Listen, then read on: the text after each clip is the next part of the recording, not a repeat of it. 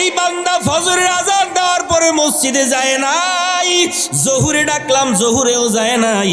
আমি আল্লাহ চাইয়া চাইয়া দেখছি আসরের সময়ও ডাক দিছি মুয়াজ্জিনের মাধ্যমে, আসরের নামাজেও পাই নাই, মাগরিবেও পাই নাই, এশার নামাজেও পাই নাই।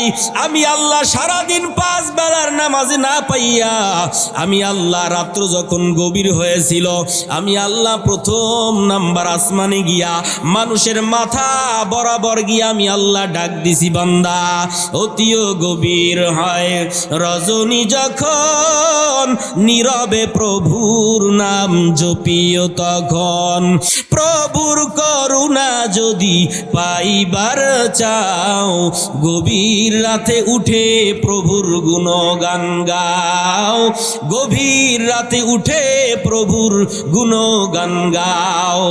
আল্লাহ বলে আমি আল্লাহ মধ্যরাতে শেষ রাতে আমি আল্লাহ প্রথম আসমানে গিয়ে আমি আমার বান্দাকে ডাক দিছি, বান্দা সারাদিন সময় পাও নাই, এখন পৃথিবীর সারা দুনিয়ার জমিনের সমস্ত দুনিয়ার কল কারখানা মিল ফ্যাক্টরি অফিস আদালতের দরজাগুলো বন্ধ, এরে বান্দা এমনকি দুনিয়ার সব মানুষের ঘরের দরজাগুলো বন্ধ, এরে বান্দা এখন একটু ওঠ, ওইটা ঠান্ডা পানি দিয়া ওযু বানাইয়া যায় নামাজটা বিছাইয়া আমি আল্লাহর কুদরতি কদমে সেজদা দিয়া ক্ষমা চা, তুই চাইতে দেরি হবে আমি আল্লাহ তোর প্রয়োজন মিটাইতে 1 সেকেন্ড দেরি করব না।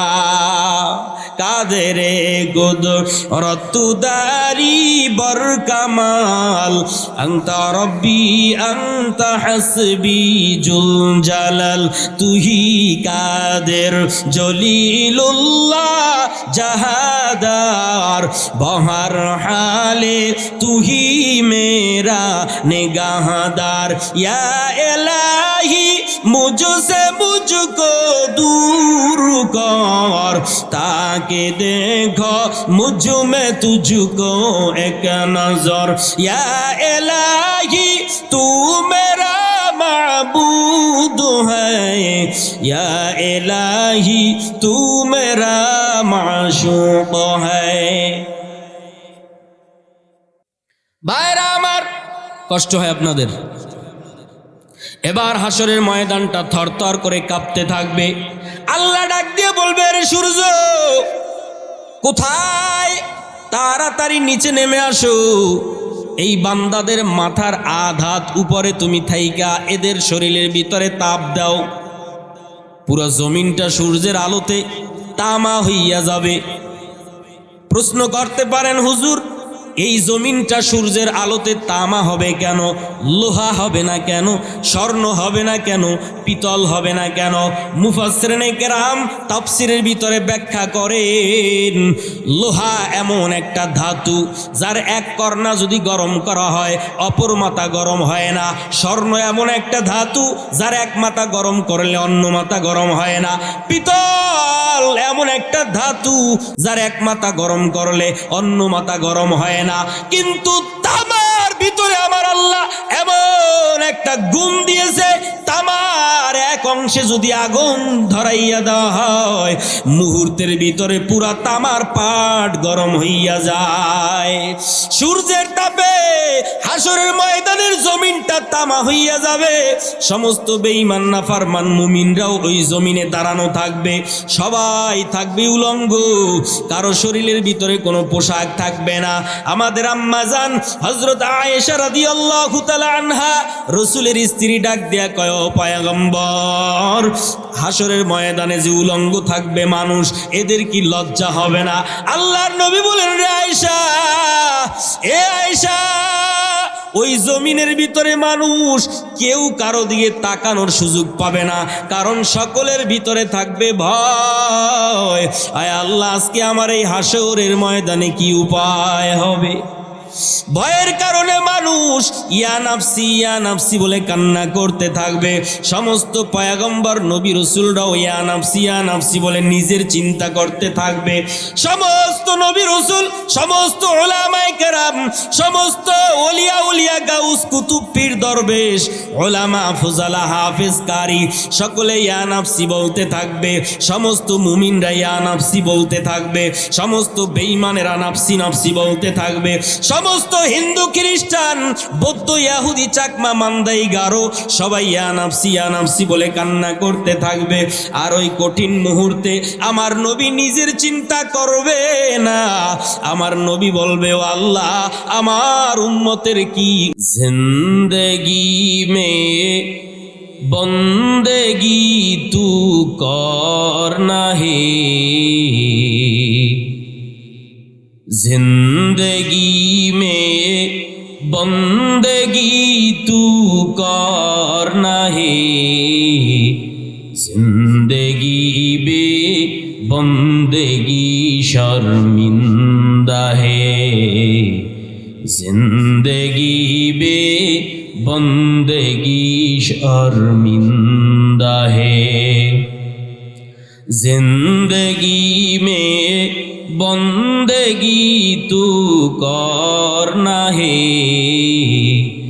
जिंदगी में बंदगी तू करना है, जिंदगी बे बंदगी शर्मिंदा है, जिंदगी बे बंदगी शर्मिंदा है। दुनिया में हो दुनिया का तलबगार न हो, बाजार से गुजर हो खरीदार न हो, दुनिया में हो दुनिया का तलबगार न हो,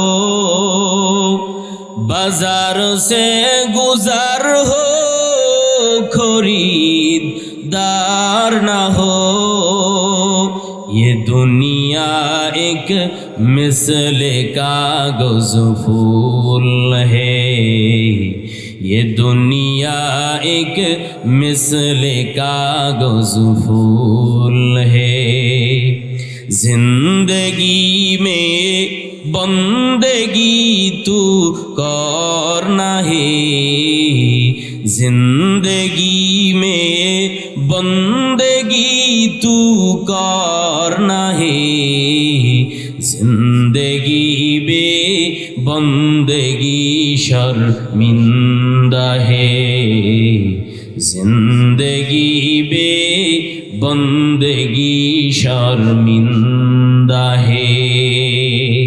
এত বড় ফলের গাছ আল্লাহ আপনার আমার জন্য বানায়, একবার সুবহানাল্লাহর আওয়াজ দেওয়ার বিনিময়। কিতাবের ভিতরে মুফাসসিরিনে কেরামগণ লেখেন, আরবের দ্রুতগামী ঘোড়াও যদি ওই ফল গাছের এক কিনারা থেকে দৌড়ানো আরম্ভ করে গো, দৌড়াইতে দৌড়াইতে দৌড়াইতে 500 বছর অতিবাহিত হয়ে যাবে, ওই জান্নাতের ফল গাছের অপর মাথা তালাশ করে পাওয়া যাবে না। সুবহানাল্লাহ, আরো জোরে কোন সুবহানাল্লাহ, আরো জোরে কোন সুবহানাল্লাহ। এখন সুবহানাল্লাহ বললাম, আর রসুলের হাদিস অনুযায়ী আপনার আমার প্রত্যেকের নামে জান্নাতে একটা ফল গাছ আল্লাহ পাক রব্বুল আলামিন তৈয়ার করে রেখেছে। বাঙালি তো নগদে বিশ্বাসী, কি বলেন? নগদে বিশ্বাসী না? নগদে বিশ্বাসী বাঙালি, বাকিতে বিশ্বাস করে না। কিন্তু কাল কিয়ামতের ময়দানে আল্লাহ পাক রব্বুল আলামিন যখন আপনার আমার হাতে আমল নামার একটা খাতা দিবে, এই আমল নামার খাতা আমরা খুলে খুলে খুলে খুলে দেখব, অমুক দিন কাইকার চালা দারুল উলুম নুরানিয়া হাফিজিয়া মাদ্রাসার মাহফিলের প্যান্ডেলে গিয়া বসার কারণে উলামায়ে কেরামদের জবান থেকে কোরআনের বয়ান শুনে শুনে সুবহানাল্লাহর আওয়াজ দিয়েছি। এই জন্য আল্লাহ খুশি হইয়া আমাকে এইরকম বড় বড় নিয়ামত দিয়েছে। হায় আফসোস, ওই সময় যদি আর একটা বার সুবহানাল্লাহর আওয়াজ দিতাম, আমার আল্লাহ খুশি হইয়া আরো একটা সুবহানাল্লাহ নামক ফল গাছ দিয়া দিতেন। অমুক দিনের তাহাজ্জুদ নামাজে আল্লাহ আমাকে এই সওয়াব দিয়েছে, অমুক দিনের দানের কারণে আল্লাহ বেশি খুশি হইয়া আল্লাহ আমাকে এই নিয়ামতের মালিক বানাইছে, অমুক দিন মা বাবার খেদমত করতে গিয়া আমার মা বাবা খুশি হইয়া আল্লাহর কাছে দোয়া করেছে, আমার আল্লাহ খুশি হইয়া এই নিয়ামত দিয়েছে। হায় আফসোস, মা বাবার খেদমত যদি আরো একটু বাড়াইয়া করতাম, না জানি আমার আল্লাহ খুশি হইয়া আরো কত নিয়ামত দিয়া দিত। তখন শুধু আফসোস।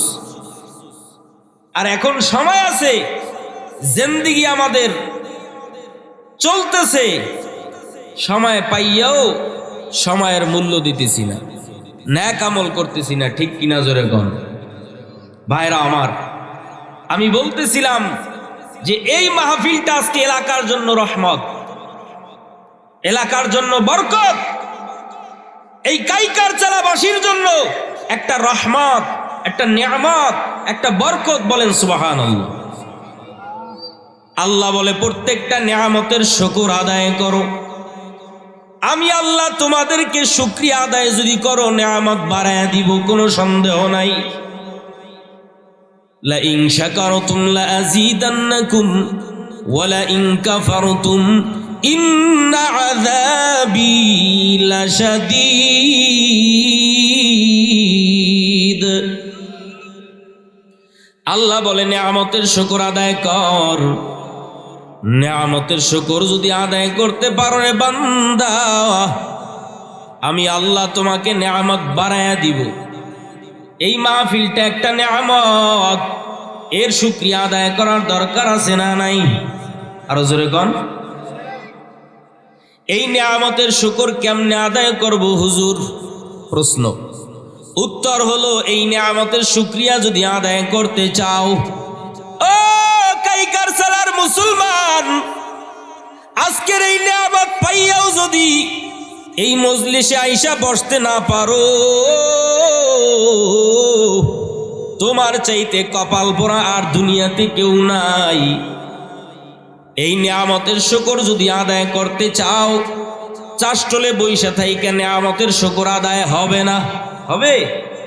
দোকানে গল্প গুজব করার মাধ্যমে আজকের এই নিয়ামত, এই মাহফিল এত বড় নিয়ামত, চাষটলে বসে গল্প গুজব করলে এই নিয়ামতের শুকর আদায় হবে না। বাড়ির ভিতরে যদি এই শীতের ভিতরে যদি ল্যাপ গায়ে দিয়া ঘুমাও, আজকের এই মাহফিলের নিয়ামতের শুকর তুমি আদায় করতে পারবা না। আজকের এই মাহফিলের নিয়ামতের শুকর যদি আদায় করতে চাও, তাড়াতাড়ি আসো, এই মাহফিলের প্যান্ডেলে এসে বসে যাও। এই মাহফিলের প্যান্ডেলে এসে বসতে পারলেই তুমি এই নিয়ামতের শুকর আদায় করতে পারবা। সুবহানাল্লাহ। এই নিয়ামতের শুকর আদায় করো, কদর করো। এই মাহফিল, এই আখিরাতের মজলিস, আখিরাতের বাজার। এখন বসছে, রাত 12টার পরে আর এই বাজার থাকবে না, ভেঙ্গে যাবে। এই নিয়ামত তোমার জীবনে আর পাইতেও পারো, নাও পাইতে পারো। কি কথা বলেন, ঠিক কিনা? এই নিয়ামত আর পাবা কোনো গ্যারান্টি নাই। কত জায়গায় বয়ানে গেলে শুনি, বলে হুজুর অমুক দিন মাহফিলে আসছেন, আল্লাহর এক বান্দা মাহফিলে আসতে যখন ছিল, আসার সময় রাস্তায় অ্যাক্সিডেন্ট হয়ে মারা গেছে। আরো বিভিন্ন জায়গা থেকে খবর আসে, মাহফিল শুনে মোনাজাত দিয়া বাড়িতে যাওয়ার সময় রাস্তায় অ্যাক্সিডেন্ট হইয়া আল্লাহর বান্দা দুনিয়ার থেকে বিদায়। তাহলে এই মাহফিলটাও আজকে এই এলাকাবাসীর জন্য কারো না কারো জন্য জীবনের শেষ মাহফিল হতে পারে। পারে কি পারে না? আল্লাহ আপনি আমাদের এই মাহফিলকে ভরপুরভাবে কামিয়াবি দান করেন, বলেন আমিন। ভরপুরভাবে আল্লাহ কবুল করেন, বলেন আমিন। আল্লাহর কুদরতের হাত দ্বারা এই মাহফিলকে হেফাজত করেন, বলেন আমিন। আল্লাহ পাক রব্বুল আলামিন বলেন, ওয়ামা আরসালনাকা ইল্লা রাহমাতাল লিল আলামিন, বলেন আল্লাহু আকবার। আল্লাহ পাক রব্বুল আলামিন বলেন, এরে বান্দা, আমার মায়ার নবীকে আমি আল্লাহ পাক রব্বুল আলামিন পৃথিবীর জন্য, তামাম গোটা আলামিনের জন্য আমি আল্লাহ রহমত করে প্রেরণ করেছি। আমার মায়ার নবী কেমন রহমত, কেমন রহমাতুল লিল আলামিন। গর্তের পিপিলিকা আল্লাহর কাছে কান্না করে করে দোয়ার মাধ্যমে আরজি পেশ করে, আল্লাহ মায়ার নবী রহমাতুল লিল আলামিনকে একটা নজর দেখতে মনে চায়। যেই নবীর উসিলায় আমি পিপিলিকা দুনিয়াতে আসলাম, ওই নবীকে একটা নজর দেখবার মনে চায়। আল্লাহ পাক রব্বুল আলামিন পিপিলিকার দোয়া কবুল করলেন। আল্লাহ পাক রব্বুল আলামিন ডাক দিয়া কয়, ও মদিনার কবুতর, তাড়াতাড়ি যাও, জলদি করে যাও, অমুক গর্তের ভিতরে একটা পিপিলিকা আছে, আমার মায়ার নবীকে দেখবে, কিন্তু তার চক্ষু দিয়ে আমার মায়ার নবীকে দেখতে পারে নাই। আমার মায়ার নবী এখন মদিনায় ঘুমায়, আমার মায়ার নবী আমার মারেফতে মগ্ন। যাও যাও, জলদি করে যাও, পিপিলিকাকে একটু ঠোঁটে কইরা নিয়া, নবীকে তো দেখতে পারবে না, আমার মায়ার নবীর রওজা মোবারকটা একটু দেখায়া দাও। মদিনার কবুতর একটা দৌড় মেরে পিপিলিকাকে ঠোঁটে করে নিয়ে নবীর রওজা ঘুরাইয়া ঘুরাইয়া দেখাইতেছে। পিঁপড়া ডাক দিয়া বলে, ও কবুতর, তুমি আমাকে একটু জমিনে মাটিতে ছেড়ে দাও। মাটিতে ছেড়ে দেওয়া হলো। পিপিলিকা এবার মাটিতে ধুলা বালুর মধ্যে গড়াগড়ি খায়। কবুতর ডাক দিয়ে বলে, ও পিপিলিকা, কেন তুমি মাটির মধ্যে গড়াগড়ি খাও, কারণটা কি, কারণ জানতে চাই। পিপিলিকা ডাক দেয়া বলে, কবুতর, এই মাটি দিয়াই তো আমার মায়ার নবী হেঁটে হেঁটে কালেমার দাওয়াত দিয়েছে। এই মাটিতে গড়াগড়ি কেন খাই জানো? এই মাটির ভিতর থেকে নবীর মেশকের ঘেরান আমার নাকের ভিতরে পাই। সুবহানাল্লাহ। আমার মায়ার নবীর কদম মোবারকের কারণে এই মদিনার মাটি ধন্য হয়ে গেছে, বড় দামি হয়ে গেছে। এই জন্য এই মাটির ভিতরে আমি একটু গড়াগড়ি খাইতেছি, আর নবীর শরীরের মেশকের ঘেরান আমি পাইতেছি। আহা, ওই নবীকে পিঁপড়া চিনল, ওই নবীকে সাপ চিনল। নবী যখন রাস্তা দিয়া চলে, আকাশের মেঘ নবীকে নত হইয়া আল্লাহর নবীর মাথার উপরে ছায়া দেয়, যাতে করে আমার মায়ার নবীর যাতে সূর্যের আলো না লাগে, সূর্যের তাপে যেন রসুলের কষ্ট না হয়।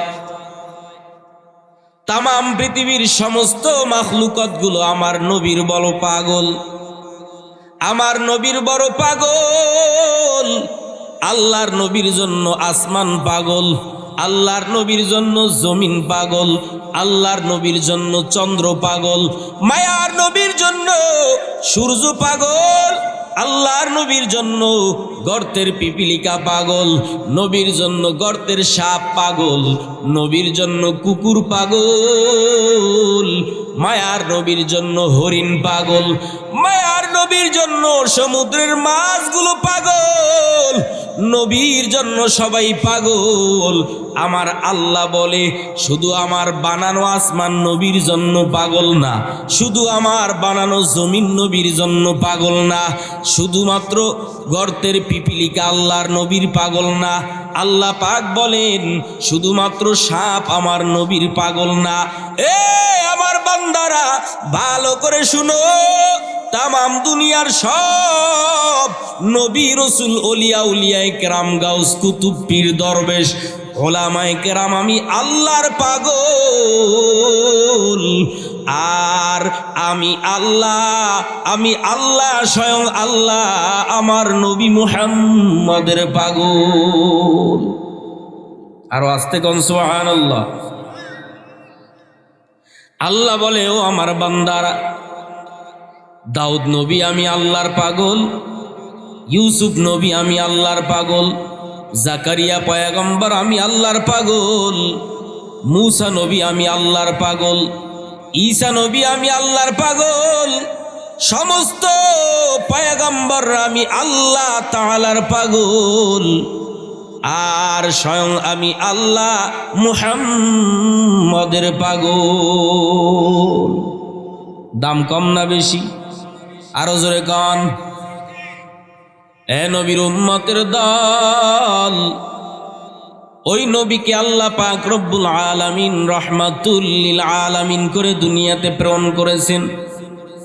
মায়ার নবী ডাক দিয়ে বলে উম্মতের দল, আমি মায়ার নবী যতক্ষণ পর্যন্ত জান্নাতের গেট দিয়া না প্রবেশ করব, পৃথিবীর অন্য কোন নবী রাসূল জান্নাতে যাওয়ার পারমিশন নাই। আমার মায়ার নবী শুধু তাই না, নবী আরো বলেন, এ আমার উম্মতের দল, তামাম দুনিয়ায় সমস্ত নবীদের উম্মত আছে, সব নবীর অনুসারীরা আছে, আমি মুহাম্মদেরও উম্মত আছে।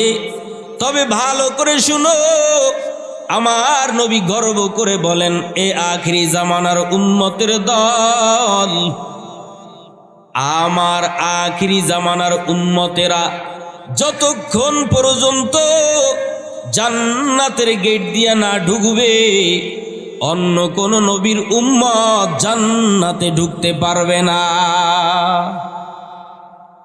ইমামুল আউয়ালিন আল আখিরিন বহরে সাদকা রহমাতাল লিল আলামিন সাইয়্যিদুল কাউনাইন খাতমুল মুরসালিন বহরে সাদকা রহমাতাল লিল আলামিন শদ ওয়াজুদাশ রহমাতাল লিল আলামিন মসজিদে উ শুদ্ধ হামারো ये জমিন। কেমন মায়ার নবী, যেই নবীকে রহমাতুল লিল আলামিন করে আল্লাহ দুনিয়াতে পাঠাইলেন। কেমন আমার মায়ার নবী, যেই নবীর জন্য তামাম আলামিন পাগল, তামাম দুনিয়া পাগল, জান্নাত জাহান্নাম নবীর পাগল, এমনকি আমার আল্লাহ পাগল। ওই নবীকে আল্লাহ দুনিয়াতে পাঠাইলেন। আমার মায়ার নবী কেমন রহমাতুল লিল আলামিন, একটু ভালো করে খেয়াল করেন। নবী বলে, এরে উম্মতের দল, আমি নবী দুনিয়াতে আসার আগে আমার বাবা আব্দুল্লাহ দুনিয়া থেকে বিদায় নিয়ে চলে গেছে। আমি নবী কেমন এতিম, আমি নবী কেমন এতিম, আমার দুনিয়াতে মাও নাই, আমার দুনিয়াতে বাবাও নাই, আমার 63 বছর জিন্দিগিতে কোনোদিন আমি আব্বা বলে আমি কোনোদিন ডাকতে পারি নাই। কেমনে ডাকবো? আমি তো আসার আগেই আমার বাবা দুনিয়ার থেকে বিদায় নিয়ে গেছে। শুধু তাই না রে উম্মতের দল, আমি নবী দুনিয়াতে আসার পর 6 বছর যখন আমার বয়স, জোরে কন কয় বছর? আরো জোরে। 6 বছর যখন আমার বয়স, তখন আমার মা আমেনাও দুনিয়া থেকে বিদায় নিয়ে কবরে চলে গেছে। মা বলে কারে ডাকবো? দুনিয়াতে আসার আগেই বাবাকে হারাইলাম, 6 বছর বয়সে মাওকে হারাইলাম। আমার এখন বাবাও নাই, আমার মক্কায় আমার মাও নাই, আমার আপন বলতে কেউ নাই। ছিল আমার দাদা আব্দুল মুত্তালিব। আমার দাদাটাও আমার 8 বছর যখন বয়স, আমার দাদাও দুনিয়ার থেকে বিদায় নিয়ে চলে গেছে। আরে উম্মতের দল, ভালো করে শুনো, ভালো করে বুঝো।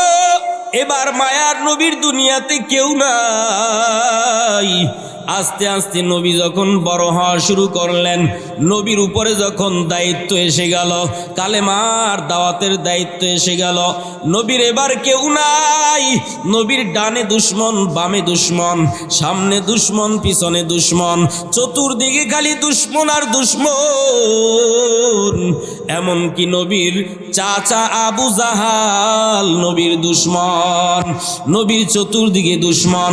নবী এবার গোপনে গোপনে কালেমার দাওয়াত দেয়, গোপনে গোপনে কালেমার দাওয়াত দেয়, কারণ নবীর আপন বলতে কেউ নাই। মক্কার জমিনে সবাই দুশ্মন, একমাত্র আপন আমার আল্লাহ। নবীর এবার আপন আল্লাহ ছাড়া আর কেউ নাই, আছে নাকি? নবী গোপনে গোপনে কালেমার দাওয়াত দিতেছে। কালেমার দাওয়াত নিয়া হাঁটতে হাঁটতে হাঁটতে হাঁটতে পাথুরিয়া জমিন, নবী বড় কষ্ট করে করে করে করে হেঁটে হেঁটে তায়েফের জমিনে চলে গেলেন। তায়েফের এক কিনারায়, পাহাড়ের এক কিনারায় দাঁড়াইয়া তায়েফবাসীকে লক্ষ্য করে ডাক দিয়া কয়, তোমরা আমারে চিনো? আমি মক্কার মুহাম্মদ। আমি আসছি তোমাদেরকে কালেমার দাওয়াত দেওয়ার জন্য। এ আসমানের মালিক আমার আল্লাহ, এ জমিনের মালিক আমার আল্লাহ, এই জমিনের মালিক আমার আল্লাহ, আসমানের মালিক আমার আল্লাহ। ওই এক আল্লাহর পক্ষ থেকে কালেমার দাওয়াত নিয়া তোমাদের মাঝে আমি মুহাম্মদ হাজির। ওই আল্লাহর ইবাদত করো, এক আল্লাহকে সিজদা করো, মূর্তি পূজা ছেড়ে দাও। ওই আল্লাহ ছাড়া আর কোনো আল্লাহ নাই, ওই মালিক ছাড়া আর কোনো মাবুদ নাই। তিনি আমাদের একমাত্র রব। বলেন আমাদের রব কে? এই কথা বলার পরে ওই কাফের বেঈমানেরা ডাক দিয়া কয়, ইনি তো সেই মক্কার পাগল, তাড়াতাড়ি তাকে তাড়াইয়া দাও। ওই কাফের বেঈমানেরা ছোট ছোট বাচ্চাদেরকে লেলিয়ে দিলেন, আর ডাক দিয়া কয়, মক্কার পাগলের কথা শুনছো? এই দেখো মক্কার পাগল, তোমরা তাকে পাথর মেরে মেরে তাড়াইয়া দাও। কাফের বেঈমানদের হুকুম যখন শুরু হয়ে গেল, ছোট ছোট বাচ্চারা তো আর বুঝে না, হাতের ভিতরে পাথরের কঙ্কর নিয়া মায়ার নবীর শরীর মুবারকের মধ্যে পাথরের আঘাত, বৃষ্টির মতো অঝরে পাথর নিক্ষেপ করতেছে। যেই নবীর শরীরের ভিতরে মশা মাছি পড়া হারাম, আমার আল্লাহ মশা মাছি পড়াকেও হারাম করে দিয়েছেন। বলেন আল্লাহু আকবার। ওই নবীর শরীরের মধ্যে অজরে পাথর নিক্ষেপ করতেছে বেঈমানের গোলামেরা, এমন ভাবে পাথর নিক্ষেপ করতেছে, একাইকার সালা মুসলমানের দল, এর নবীর উম্মতের দল, ভালো করে শুনো। মায়ার নবীর শরীরের ভিতরে পাথরগুলো ঢুকে ঢুকে নবীর শরীর থেকে রক্ত পড়ে যায়। নবীর শরীর থেকে রক্ত প্রবাহিত হওয়া আরম্ভ করলো। রক্ত পড়তে পড়তে এক পর্যায়ে নবীর জুতা মুবারক আটকায় গেল। নবী এবার কান্না করতেছে, আর ওই তায়েববাসীদের দিকে মুখ ঘুরাইয়া আসমানের দিকে দুইটা হাত তুলে ডাক দিয়া বলে, আসমানের মালিক, এই বেঈমানদের অন্তরের ভিতরে একটু রহম দাও, এদের অন্তরের ভিতরে একটু দয়া দাও। আমার আল্লাহর কুদরতি অন্তরে জোশ মেরে যায়। আমার আল্লাহ ডাক দিয়া কয়, জিবরাইল, আল্লাহু আকবার। আমার আল্লাহ ডাক দিয়া কয়, জিবরাইল, আমি আল্লাহর সহ্য করতে পারলাম না, তাড়াতাড়ি যাও, জলদি করিয়া যাও, ওই তায়েবের জমিনটা উল্টাইয়া দাও। জিবরাইল আর নবীর সামনে এসে হাজির হয়ে গেল। ডাক দিয়া কয়, ইয়া রাসূলুল্লাহ, আপনি যদি হুকুম দেন, আল্লাহ অর্ডার দিছে এই জমিনটাকে উল্টাইয়া দেওয়ার জন্য। মায়ার নবী রহমাতুল্লিল আলামিন, কেমন রহমতের নবী, নবী ডাক দিয়ে কয়, ও ভাই জিবরাইল, তুমি এদেরকে মারিও না, এদেরকে তুমি মারবা না। এদেরকে মারলে কে ডাকবে আল্লাহ? এদেরকে মারলে এই জমিনে কে ইসলাম মানবে? খবরদার, এরা আমাকে চিনে না। এরা যদি জানতো আমি নবী, কেমন মায়ার নবী,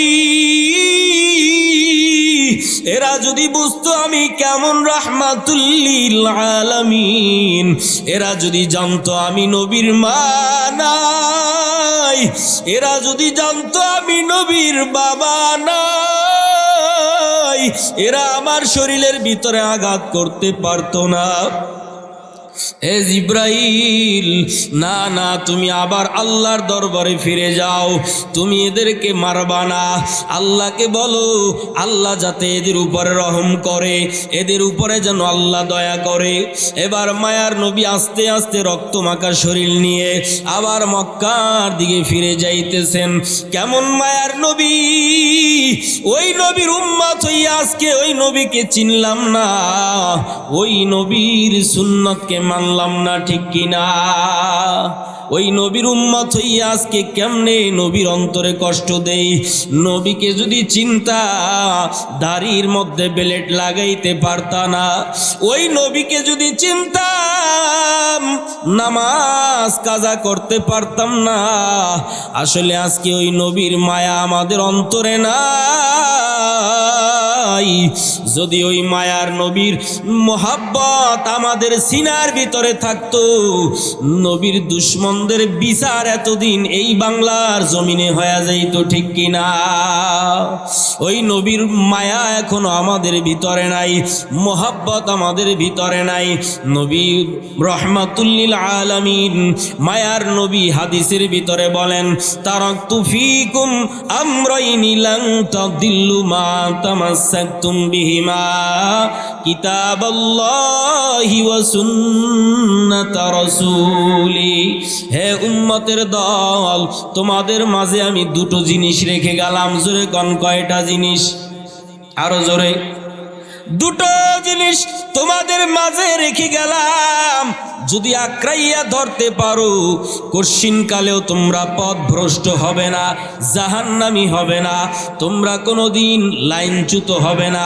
দুইটা জিনিস আমি নবী রেখে গেলাম। তারাকতু ফীকুম আমরাইন লান তাদিল্লু মা তামাসসাকতুম বিহিমা। এক নাম্বার জিনিস কিতাবাল্লাহ, আল্লাহর কিতাব কোরআন। দুই নাম্বারে ওয়া সুন্নাত রাসূলি, আমি নবীর সুন্নাত। এই দুটো জিনিস যদি তোমরা আঁকড়াইয়া ধরতে পারো, কশিনকালেও তোমরা পথভ্রষ্ট হবে না। জোরে কোন, কয়টা জিনিস? এক নম্বরে কিতাব আল্লাহ, কার কিতাব? দুই নম্বরে ওয়া সুন্নাত রাসূলি, কার সুন্নাত? নবীর সুন্নাত। কিন্তু আজকে গভীরভাবে তাকাইয়া দেখেন, আজকে মুসলমানের কাছে আল্লাহর কোরআনের তেলাওয়াত নাই। মুসলমানের ঘরে জন্ম নিয়া মুসলমান দাবি করিয়া আল্লাহর কোরআনের তেলাওয়াতটাও শুদ্ধ করে পারে না। নবীর উম্মত দাবি করিয়াও নবীর সুন্নতের দাড়ি রাখে না। ঠিক কিনা জোরে কোন? কেমন নবীর উম্মত হইছেন, ওই নবীকে তো এখনো চিনলাম না। অথচ আমার আপনার মায়ার নবী রহমাতুল্লিল আলামিন কেমন মায়ার নবী ছিল, কেমন দয়ার নবী ছিল, যেই নবীর জন্য তাম পৃথিবীর সব মাখলুকগুলো পাগল। ওই নবী আপনার আমার জন্য উম্মতের মায়ায় পাগল। নবী দুনিয়াতে আসার পর থেকে নবীর জিন্দিগি, শেষ জিন্দিগি পর্যন্ত, রসুলের মৃত্যু পর্যন্ত উম্মতের জন্য কান্না করেছে। ওলামায়ে কেরাম বলেন, মায়ার নবী এখনো রওজার ভিতরে উম্মতের মায়ায় কান্না করতেছে। আবার কাল কিয়ামতের ময়দানে আমার মায়ার নবী ডাক দিয়া বলবে, আল্লাহ, আমার একটা উম্মত যদি জাহান্নামে যায়, আমি নবী তোমার জান্নাতের ভিতরে ঢুকব না। কেমন মায়ার নবী আমার! কিয়ামতের ময়দানেও যেই নবী আমাদেরকে ভুলবেন না। কিয়ামতের ময়দানে আল্লাহ পাক রব্বুল আলামিন রাগান্বিত হইয়া একটা আওয়াজ দিবেন, লিমানিল মুলকুল ইয়াউম লিল্লাহিল ওয়াহিদিল কাহ্হার। আল্লাহর এই রাগান্বিত আওয়াজে হাসরের ময়দানটা থরথর করে কাঁপতে থাকবে, থরথর করে কাঁপতে থাকবে। ওদিকে জাহান্নাম লাপাইতে থাকবে আর বলতে থাকবে, হালমিম মাজিদ, হালমিম মাজিদ। ও আল্লাহ, বেনামাজিগুলো আমার পেটের ভিতরে দাও, আমার বড় ক্ষুধা লাগছে আল্লাহ।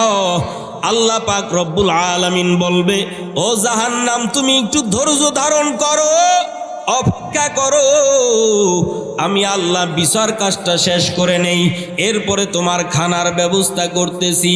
ও ফেরেশতার দল, 70,000 শিকল দিয়া জাহান্নামকে দূরে টেনে রাখো। আল্লাহ পাক রব্বুল আলামিন এবার আরেকটা রাগান্বিত আওয়াজ দিবেন, ওয়ামতাজুল ইয়াউমা আইয়ুহাল মুজরিমুন। আরো জোরে কান আল্লাহু আকবার। আল্লাহ বলবেন, ও গুনাহগারের দল, আজকে এই হাসরের ময়দান থেকে নেককারদের থেকে তোমরা একটু আলাদা হইয়া যাও। আজকে এই নেককারদের সাথে তোমাদের কোনো জায়গা নাই, তোমরা আজকে আলাদা হয়ে যাও। এবার ওই গুনাহগার, বেঈমান, নাফরমান, বেনামাজি, সুদখোর, ঘুষখোর, গাঞ্জাখোর, এরা মনে মনে বলবে, হায় আফসুস, এই নেককারদের সাথেই তো একই জায়গায় কোরআনের বয়ান শুনেছি, এক ময়দানে বসে, একই বাজারে বাজার করেছি, একই মহল্লায় বসবাস করেছি, একই গ্রামে আমরা বসবাস করছি। আজকে এরা জান্নাতে যাবে আর আমরা জাহান্নামে যাব, এটা হয় না। এই বদকারের দল নেককারদের পিছনে পিছনে পিছনে ছায়ায় ছায়ায় হাঁটতে থাকবে, আমার আল্লাহর কুদরতি নজরে ধরা পড়বে। আল্লাহ এবার ডাক দিয়ে বলবে, ও রহমতের ফেরেশতারা, তোমরা এই হাসরের ময়দানটাকে একটা ঝাঁকুনি মারো।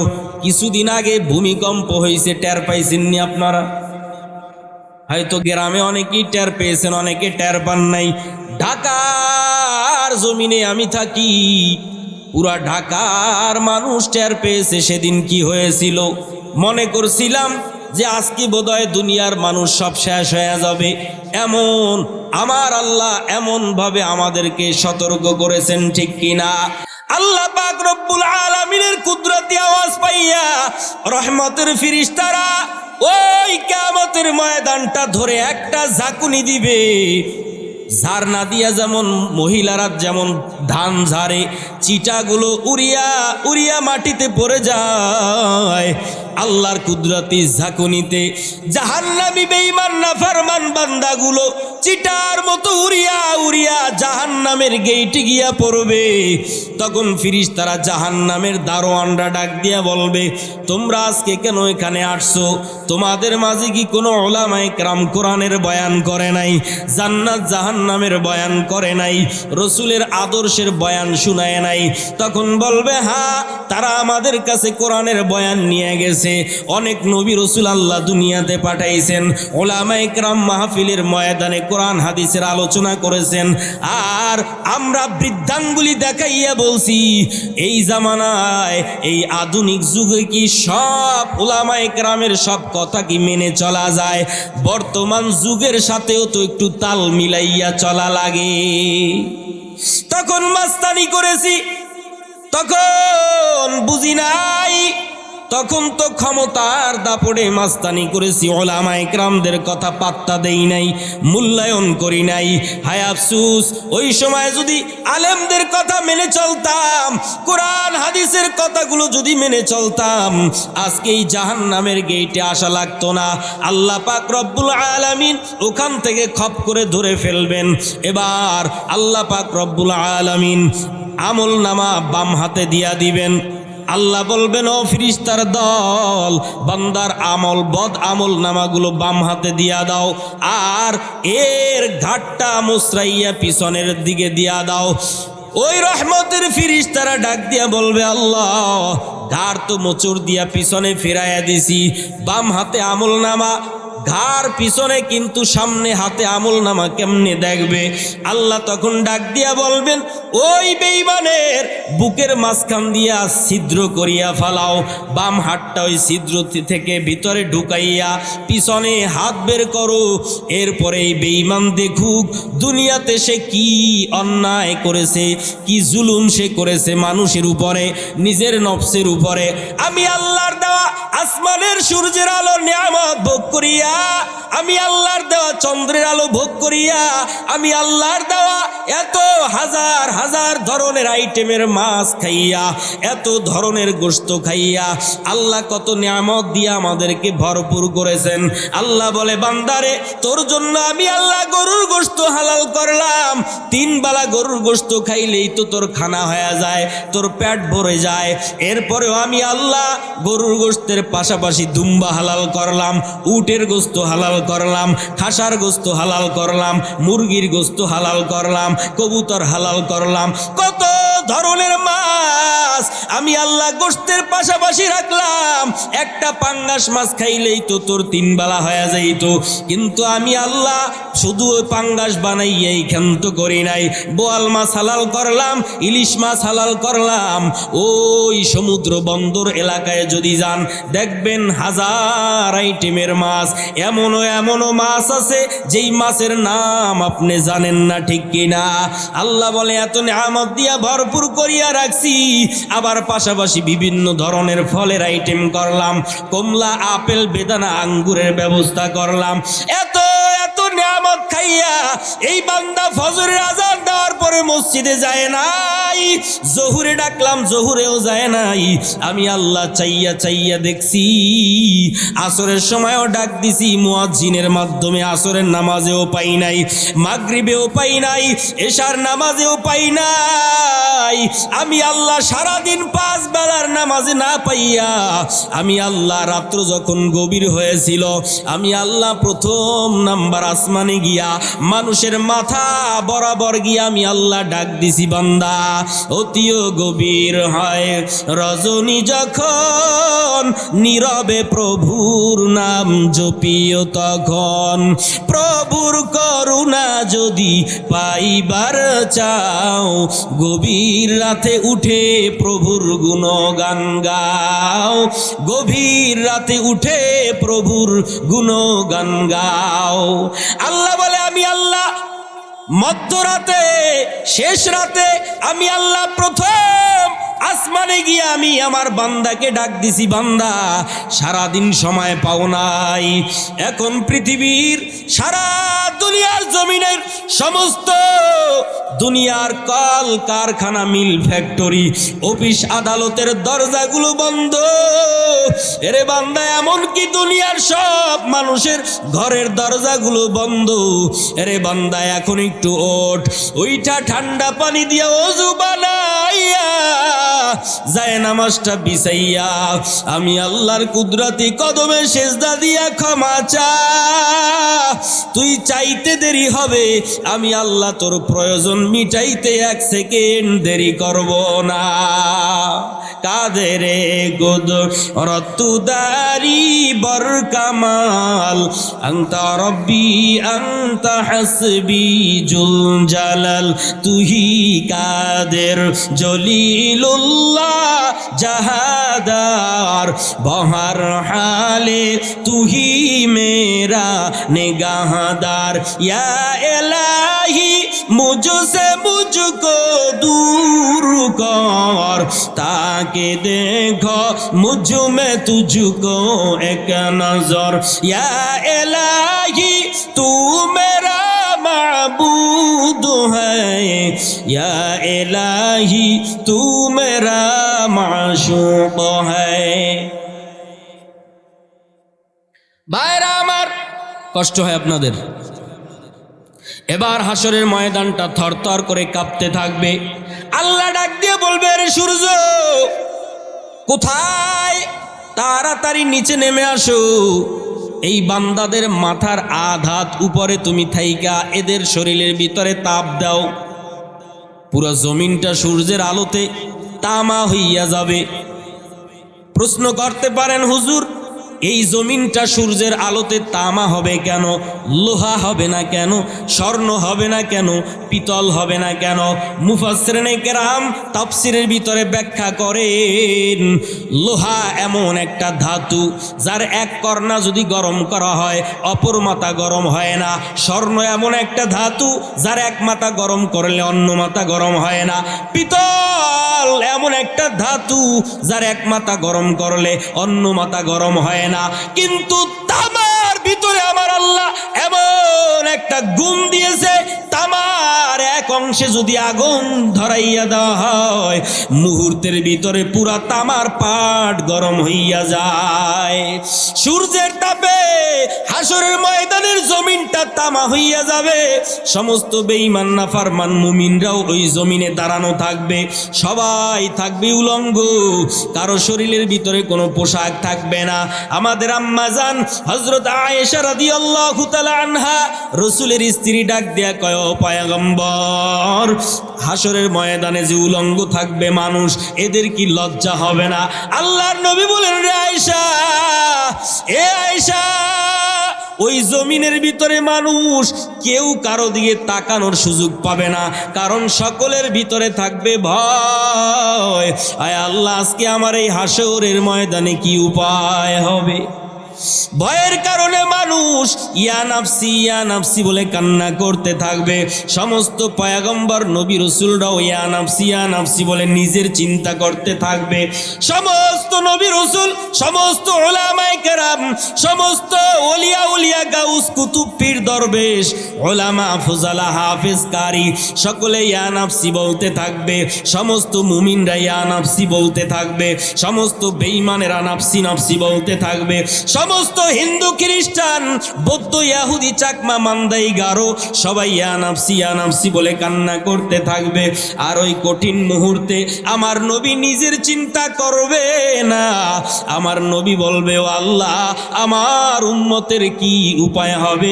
রব্বি হাবলি উম্মতি, ও আল্লাহ, আমার উম্মতকে বাঁচাও। আজকে আমার একটা উম্মত যদি জাহান্নামে যায়, খোদার কসম আমি নবী তোমার জান্নাতে যাব না। বলেন আল্লাহু আকবার।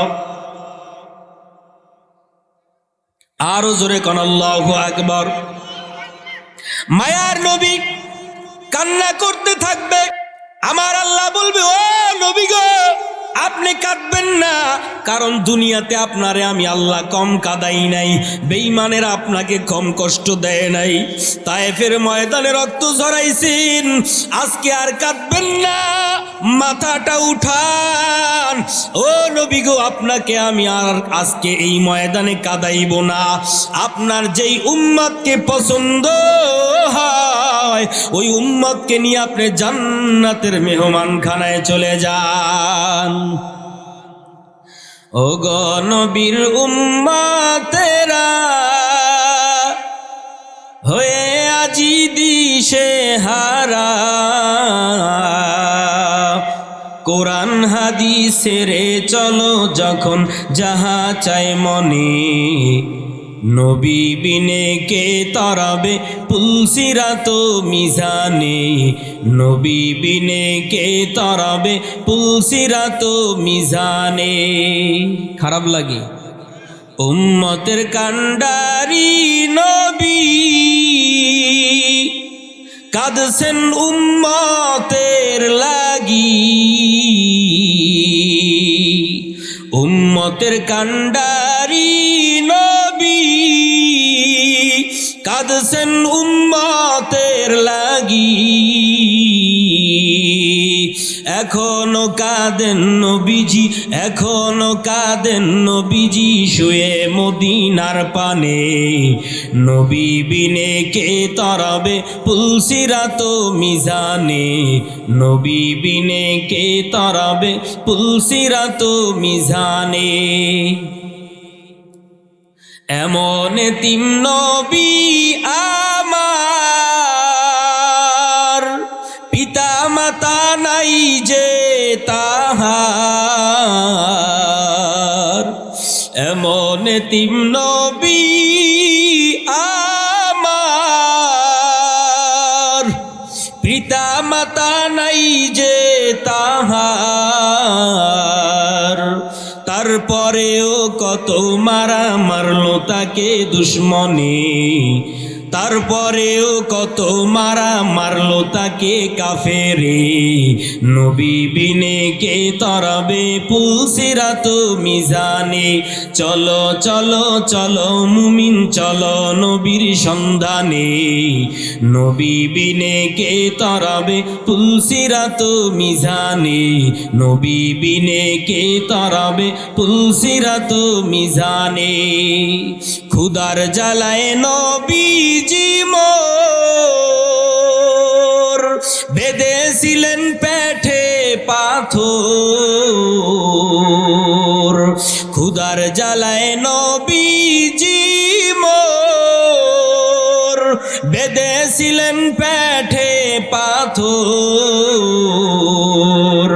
কাতর হয়ে মাঝে মাঝে পড়ে যেতেন জমিনে, কাতর হয়ে মাঝে মাঝে পড়ে যেতেন জমিনে, নবী বিনে কে তরাবে পুলসিরাত মিজানে, নবী বিনে কে তরাবে পুলসিরাত মিজানে।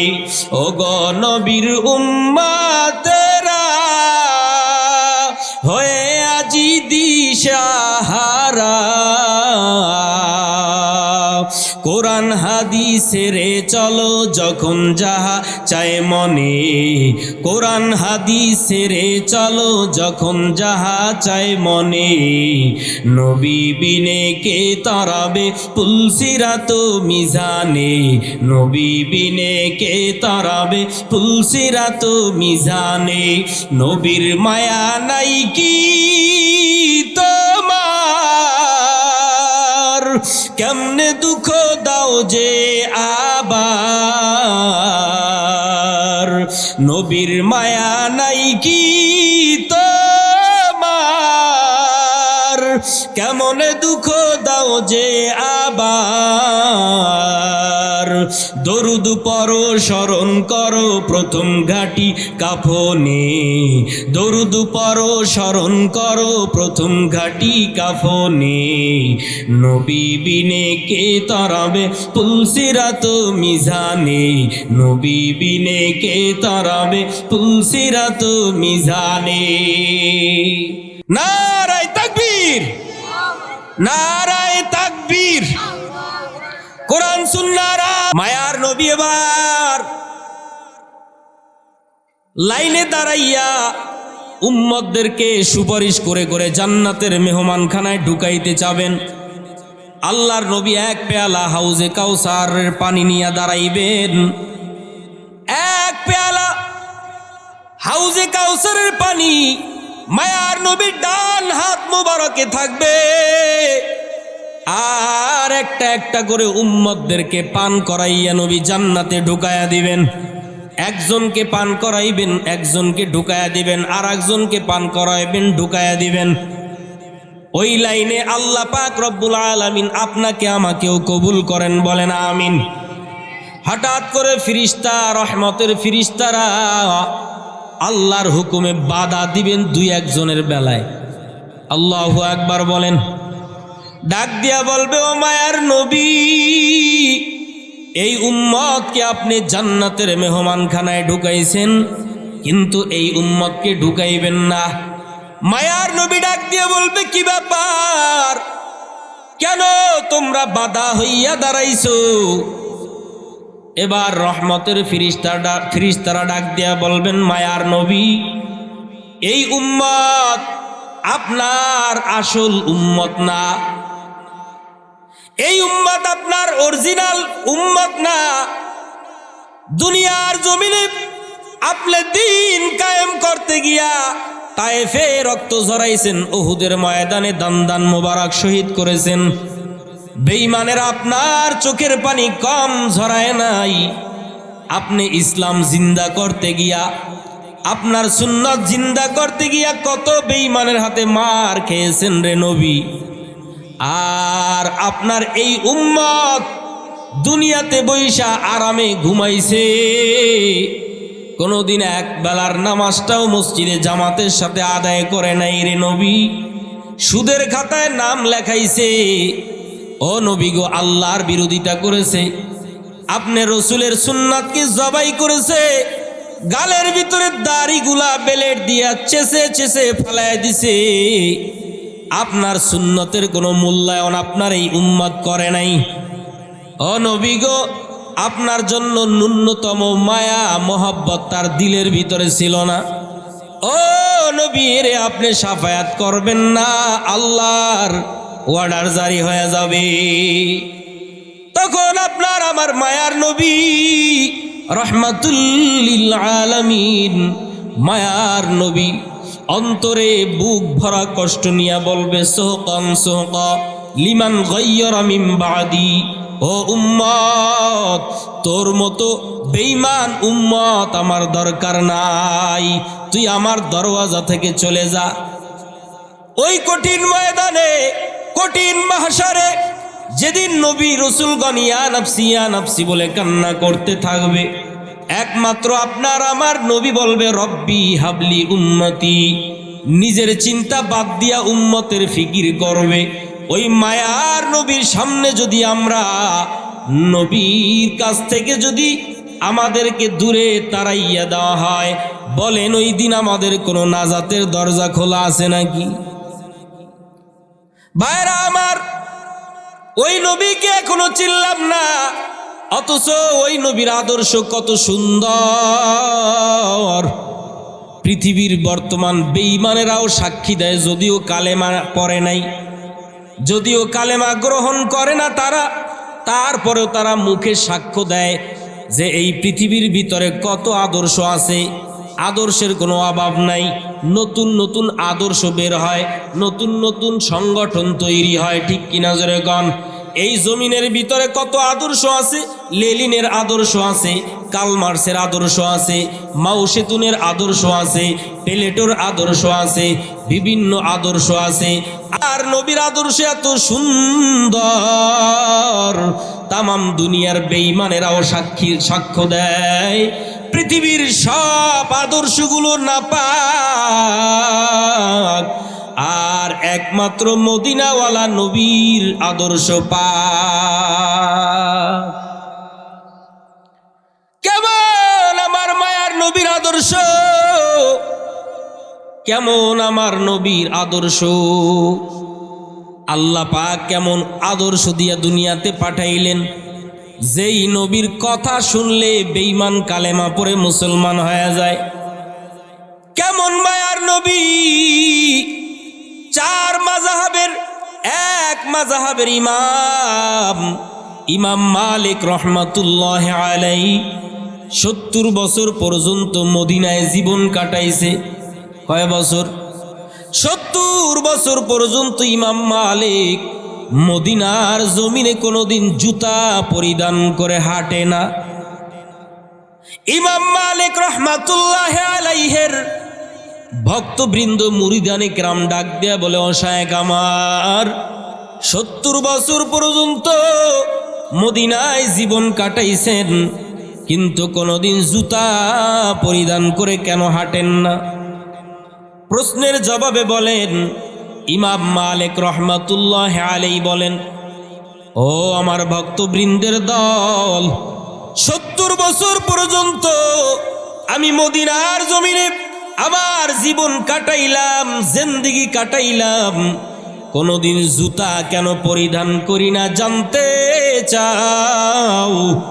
এই মদিনার জমিনে জুতা কেন পরে হাঁটি না জানতে চাও? এর পিছনে কারণ হলো, এই মদিনার জমিনে যেখানেই আমার কদম লাগাই, যেখানেই আমার নাকটা লাগাই, সেখান থেকেই নবী মুহাম্মদের মিশকের ঘেরান আমার নাকে পাই। মদিনা যাইতে পারলাম না, মদিনা দেখতে পারলাম না, মদিনা যাইতে পারলাম না। কষ্ট হয় আপনাদের? আমি অসহায় তাই এত দূরে রই, আমি অসহায় তাই এত দূরে রই, শুধু সালাম জানাই, মদিনা যাইতে পারলাম না, মদিনা দেখতে পারলাম না।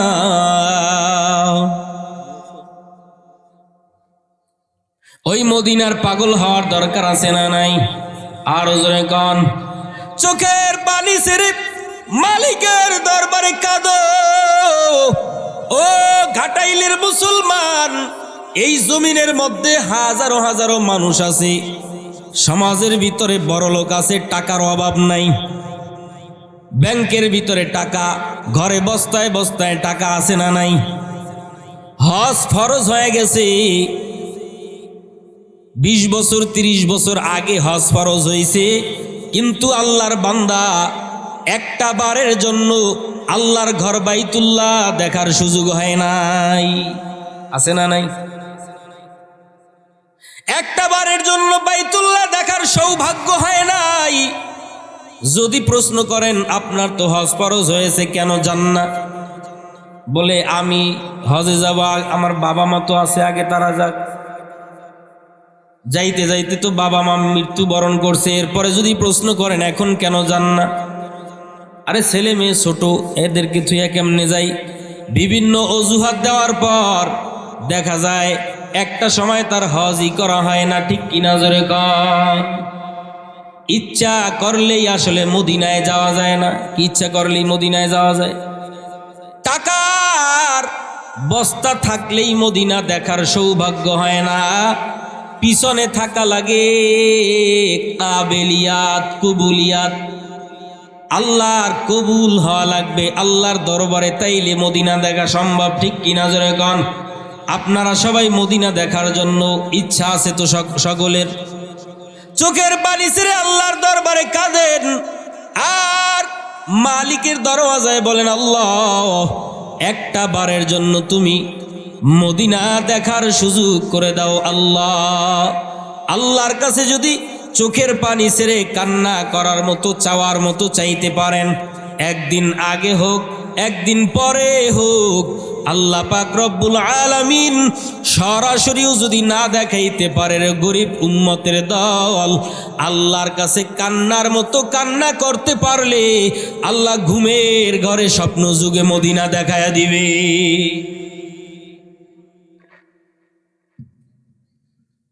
মদিনা যাইতে পারলাম না, মদিনা দেখতে পারলাম না, মদিনা যাইতে পারলাম না। মদিনা নাম কত মধুর, মদিনা আর যে কত দূর,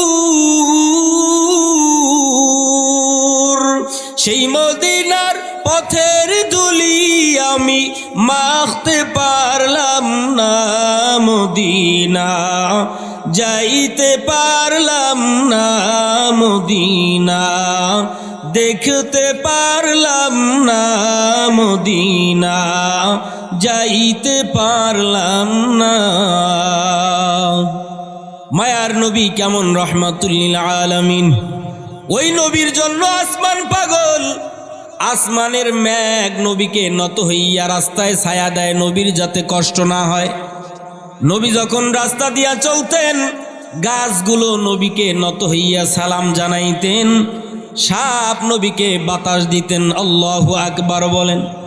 মায়ার নবী রহমাতুল লিল আলামিনের জন্য গর্তের পিপিলিকা যেমন পাগল, গর্তের সাপও নবীর জন্য পাগল। মায়ার নবী রহমাতুল লিল আলামিন একদিন আবু বকরকে ডাক দিয়া বলছিলেন, আবু বকর তৈরি হয়ে থেকো, কোনো না কোনো দিন এই বেঈমান কাফেরদের অত্যাচারে মক্কা ছেড়ে মদিনায় হিজরত করা লাগতে পারে। ওই 2-2.5 বছর পূর্বে আল্লাহর নবী জানায় দিয়েছেন, মায়ার নবী একদিন মক্কা ছেড়ে হঠাৎ রাত্রে মক্কার ভিতরে কাফের বেঈমানেরা গোল মিটিং শুরু করে আলোচনার মাধ্যমে ডাক দিয়া বলে, নবী মুহাম্মদুর রাসূলুল্লাহ সাল্লাল্লাহু আলাইহি ওয়াসাল্লামকে কি করা যায়। তারা সিদ্ধান্ত করলো আমার নবীকে মারবে, কিন্তু আমার আল্লাহ তো নবীকে মারতে দিবেন না, ঠিক কিনা? ওয়া মাকারু ওয়া মাকারাল্লাহ ওয়াল্লাহু খায়রুল মাকিরিন।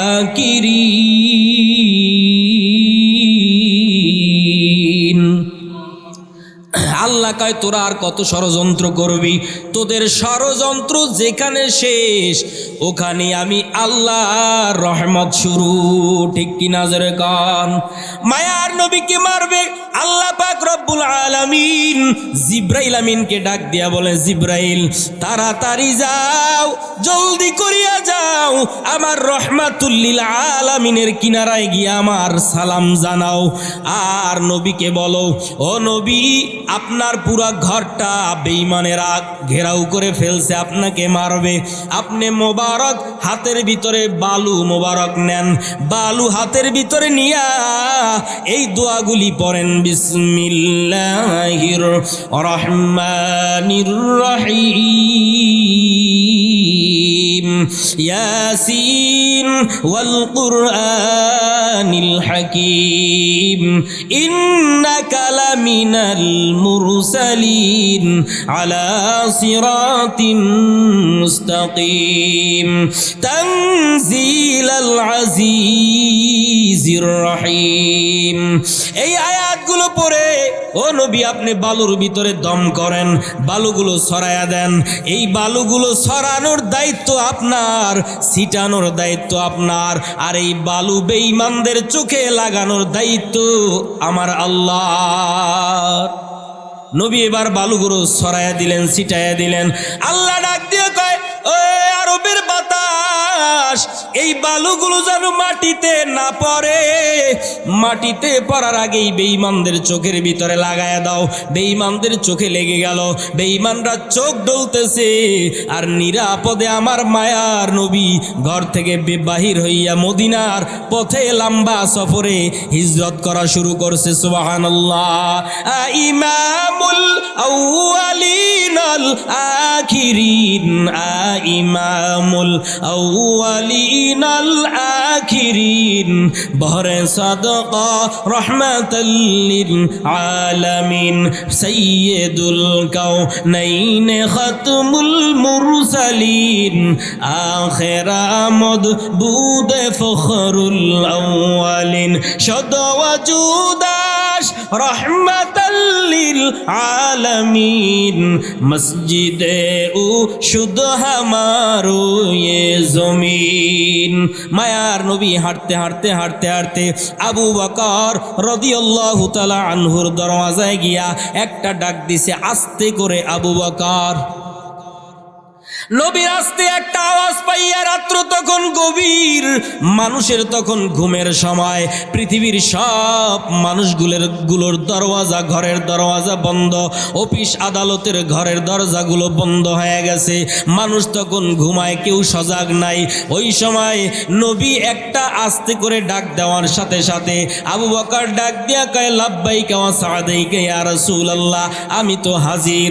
নবী আশ্চর্য হয়ে গেলেন, আবু বকর আপনি কি ঘুমান না?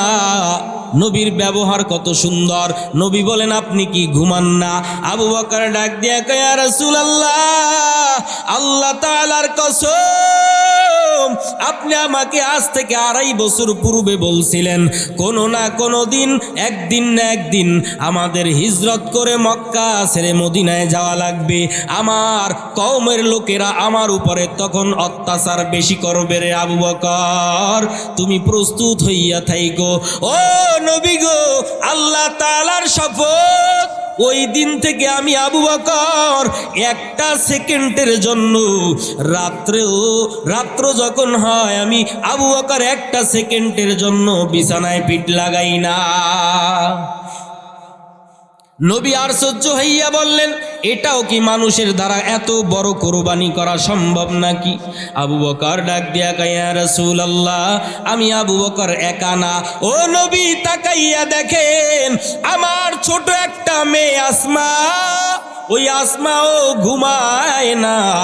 2.5 বছর পর্যন্ত আপনার জন্য নাস্তা বানাইয়া বানাইয়া প্রতি রাতে অপেক্ষা করে, আর প্রতিদিন সকালে এই নাস্তাগুলো গরিবদের মাঝে বিলাইয়া দেয় যখন আপনাকে আমরা না পাই। ও নবী গো, শুধু আমি আর আমার মেয়ে একা না, মদিনায় লম্বা সফরে যাওয়ার জন্য আমি একটা উট খরিদ করছি, উট কিনেছি। তাকাইয়া দেখেন ওই উটটাও খুঁটির কিনারায় দাঁড়াইয়া দাঁড়াইয়া চোখের পানি ছেড়ে ছেড়ে কান্না করে, আর মনে মনে ভাবতে থাকে আমার মায়ার নবী কখন আসবে, আর আমি উঠের পিঠের উপরে নবী চড়বে, নবীর এরপর স্পর্শ লাগার বরকতে আমি উট দামি হয়ে যাব। ও নবী, উঠো, ঘুমায় না। আল্লাহর নবী ডাক দিয়া কয়, আবু বকর, এই কোরবানি যে তুমি করেছো, এর বিনিময়ে আমি তোমাকে কি দিব?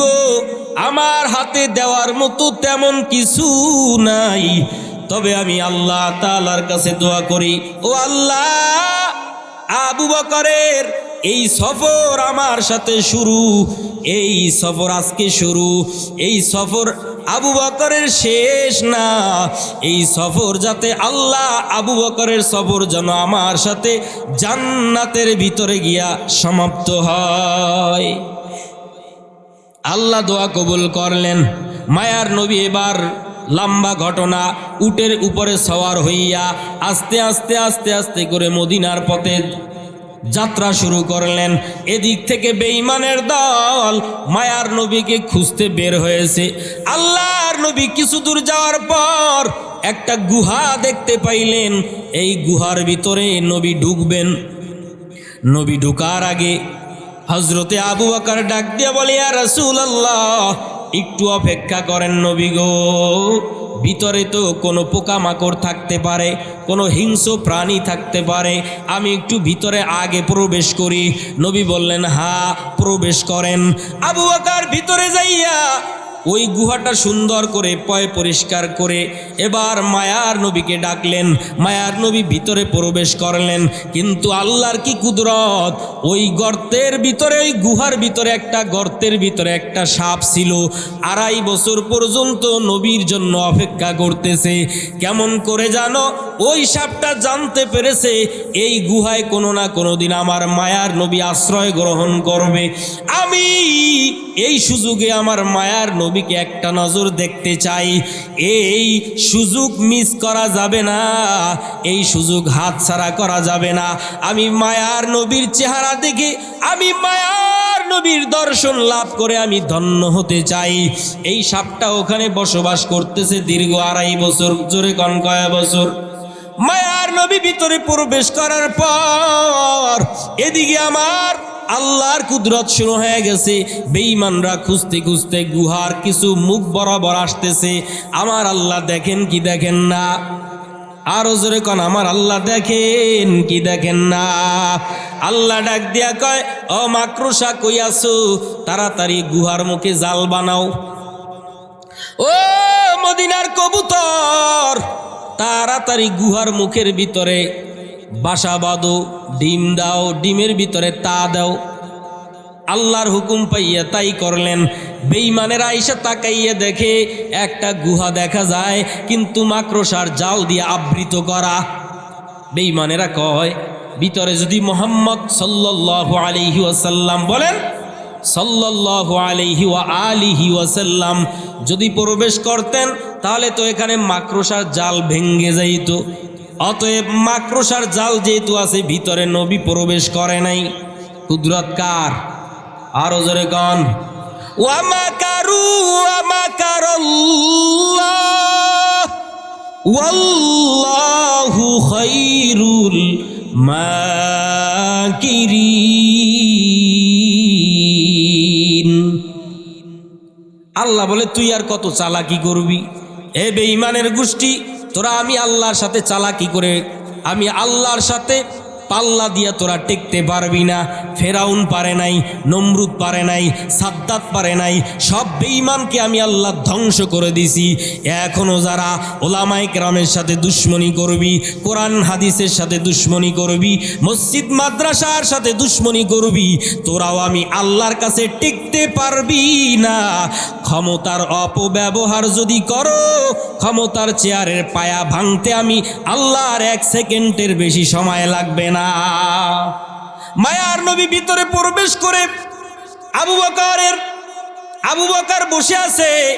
মায়ার নবী তার মাথা মোবারক আবু বকরের উরুর উপরে দিয়ে একটু বিশ্রাম নিতেছে। হঠাৎ আবু বকর তাকাইয়া দেখে গুহার চতুর্পার্শ্বে ছোট ছোট ছিদ্র দেখা যায়। আবু বকর চিন্তা করলেন, না জানি বেঈমানের দলেরা এই ছোট ছোট ছিদ্র থেকে আমার নবীকে দেখে ফেলায়। আবু বকরের শরীরের চাদর মোবারক দিয়া ছিঁড়ে ছিঁড়ে ওই গর্তগুলো আটকাইতেছে। অবশিষ্ট কোনো কাপড় নাই, একটা গর্ত আছে, যেই গর্তের ভিতরে সাপ। কুদরত কার? আরো জোরে কন। আমি কি কিছু বানায় বলতেছি নাকি? এগুলো কোরআন হাদিসে নাই? বড় বড় উলামায়ে কেরাম এগুলো বলে না? আপনার আওয়াজ দেন না কেন? খারাপ লাগতেছে আপনাদের? ভাইরা আমার, মায়ার নবী বিশ্রাম নিতেছে। হঠাৎ করে তাকাইয়া দেখে একটা ছিদ্র তো বাকি আছে। এবার আবু বকর তার ডান পায়ের গোড়ালি দিয়া ওই ছিদ্রটা আটকায়া দিলেন, কিন্তু ভিতরে তো সাপ নড়াচড়া করতেছে। কিন্তু আবু বকর পা সরায় না, আবু বকর টের পায় না যে ভিতরে কি আছে। সাপ চিন্তা করতেছে, বহুদিন পর্যন্ত এই গর্তের ভিতরে আমি অপেক্ষা করতেছিলাম আমার মায়ার নবীকে একটা নজর দেখার জন্য। আজকে যদি আমি এই সুযোগ আমার থেকে হাতছাড়া হয়ে যায়, আমার কলিজা ফেটে আমি মৃত্যুবরণ করব। নবীর বিরহ বেদনায় তাকে না দেখতে পেরে আমার কলিজা ফেটে আমি মৃত্যুবরণ করব। অতএব আমার দেখাই লাগবে।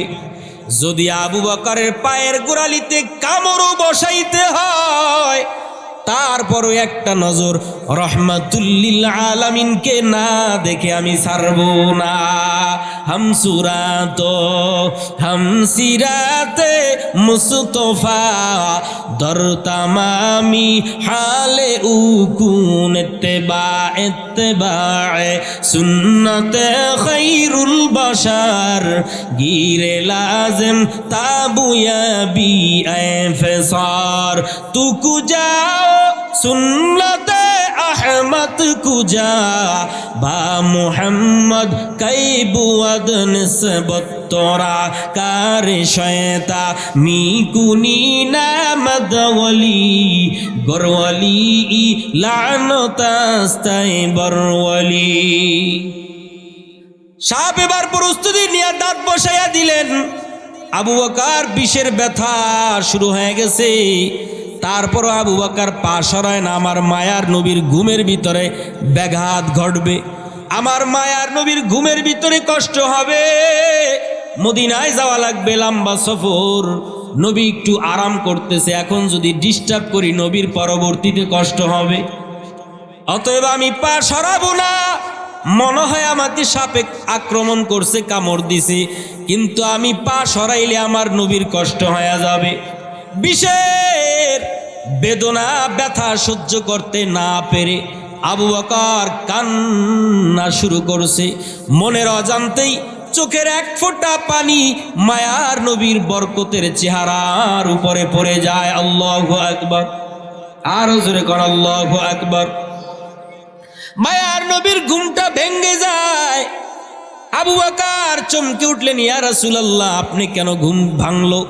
আমার কি কোনো বেয়াদবি হয়েছে নাকি? নবীজি ডাক দিয়া কয়, আবু বকর, ও আবু বকর, তোমার চোখের গোটায় কেন পানি? তোমার চোখের কোটায় কেন পানি দেখা যায় রে আবু বকর? তোমার কি বাড়ির কথা মনে পড়ছে, স্ত্রী ছেলে মেয়ের কথা মনে পড়েছে নাকি? আরে আবু বকর, তুমি কেন কাঁদো? আবু বকর ডাক দিয়া কয়, ভালো করে খেয়াল করেন সংক্ষেপ। আবু বকর ডাক দিয়া কয়, ইয়া রাসূলুল্লাহ, আল্লাহর জাত ও সিফাতের কসম, আমার বাড়ির কথা মনে পড়ে নাই, স্ত্রী ছেলে মেয়ের কথা মনে পড়ে নাই। এই দিলে ছেলে মেয়ে, স্ত্রী ছেলে মেয়ে, পুত্রের কোনো মায়া নাই। দিলের ভিতরে একমাত্র আল্লাহ এবং রসুলের মোহাব্বত দিয়া ভরপুর। বললেন, তাহলে কান্দেন কেন? কয়, সাপ আমাকে আঘাত করেছে, দংশন করেছে, পাটা সরাইয়া দাও আবু বকর। নবী ডাক দিয়া কয়, ও সাপ, এদিকে আসো। তুমি আমার আবু বকর কি কামড়াইছো? ইয়া রাসূলুল্লাহ, হ্যাঁ কামড়াইছি। আল্লাহ সাপের জবান খুলে দিছে। কেন কামড়াইলা? কয়, আপনাকে দেখার জন্য। আল্লাহর নবী কোরআন তেলাওয়াত করে নবীর লালা মোবারক আবু বকরের কাটা দাগে লাগায়া দিতে দেরি হয়, আবু বকরের বিষ ব্যথা ভালো হইতে 1 সেকেন্ড দেরি হয় না। বলেন আল্লাহু আকবার। আজকের এই মাহফিলটা আপনারা পেয়ে খুশি না বেজার? আরো জোরে কোন, খুশি না বেজার? আপনাদের এলাকার রত্ন, আপনাদের এলাকার স্বর্ণের মানুষ, কোরআনের পাখি, আল্লাহ কবুল করলে এরকমই কবুল করে, ঠিক কিনা জোরে কোন? মুফতি আব্দুল মালিক সাহেব দামাত বারাকাতুহুম আপনাদের এলাকার রত্ন। এই রত্ন যাতে করে আপনারা তার পার্শ্বে থাকবেন, টাকা পয়সা দিয়া সহযোগিতা না করতে পারলেও বুদ্ধি পরামর্শ দিয়ে এই মাদ্রাসার খেদমত করবেন। রাজি আছেন ইনশাআল্লাহ? সম্মান করবেন, শ্রদ্ধা করবেন। এই রত্ন যাতে হারাইয়া না যায়, অবহেলা যাতে না করেন। হয়তো গ্রামে দাম নাই, কিন্তু সারা বাংলাদেশে খবর নিয়ে দেখেন কোরআনের এই আলেম ওলামায়ে কেরামের দাম আছে না নাই। মাদ্রাসার জন্য খেয়াল করবেন, দোয়া করবেন, ছাত্র ওস্তাদের জন্য দোয়া করবেন। আল্লাহ পাক রব্বুল আলামিন আজকের মাহফিল কবুল করেন, আর এই মাদ্রাসাকে কবুল করেন, গোটা এলাকাবাসীকে কবুল করেন। বলেন আমিন। ওয়া আখিরু দাওয়ানা আনিল হামদুলিল্লাহি রাব্বিল আলামিন। আসসালামু আলাইকুম ওয়া বারাকাতুহু। ইসলামিক মেগা 24 চ্যানেলটি সাবস্ক্রাইব করুন। ভিডিওটা ভালো লাগলে লাইক, কমেন্ট, শেয়ার করুন।